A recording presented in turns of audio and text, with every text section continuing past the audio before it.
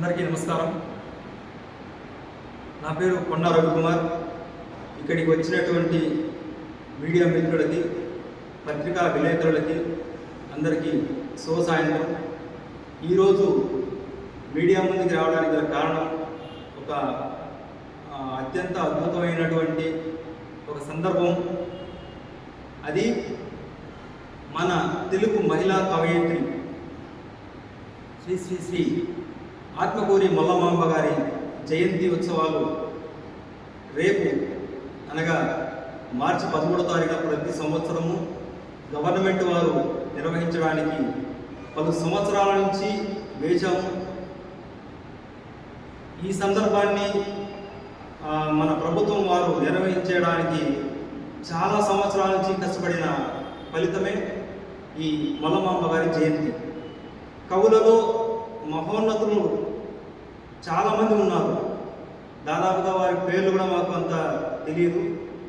అయితే కవయిత్రి అని ఎందుకంటున్నామంటే మన తెలుగు జాతి గర్వించదగ్గ మొట్టమొదటి మహిళా కవయిత్రి అయినటువంటి మల్లమాంబకి ఇన్ని సంవత్సరాలకు గాను ఇప్పుడు మన రాష్ట్ర ప్రభుత్వం వారిచే ప్రతి ప్రభుత్వ కార్యాలయంలో ఈ మల్లమాంబ జయంతిని నిర్వహించాలని జీవో రావడం చాలా సంతోషంగా ఉంది. దానికి మన కుమ్మర కుల ముద్దుబిడ్డ అయినటువంటి కుల సంఘాల అన్ని ఏకమై చేసినటువంటి కృషిని మేము అందరికీ ఈ కార్యక్రమంలో ఎటువంటి అంటే చిన్న పెద్ద ధనిక భేద అనే తేడా లేకుండా అందరూ కలిసి ఈ జీవో రావడానికి కష్టపడినటువంటి ప్రతి ఒక్కరికి చేతులెత్తి నమస్కరిస్తున్నాము.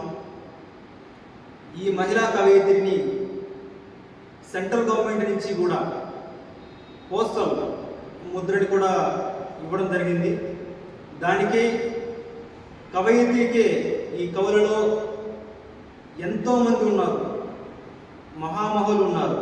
కానీ మొట్టమొదట రామాయణాన్ని సంస్కృతంలో నుంచి తెలుగులోకి అనువదించి మనం అనర్కలంగా మాట్లాడగలిగే విధంగా రామాయణాన్ని రచించినటువంటి కవయిత్రి, మహిళా కవయిత్రి అయినటువంటి మల్లమాంబకి మరొక్కసారి జన్మదిన శుభాకాంక్షలు తెలియజేస్తూ సెలవు తీసుకుంటాను.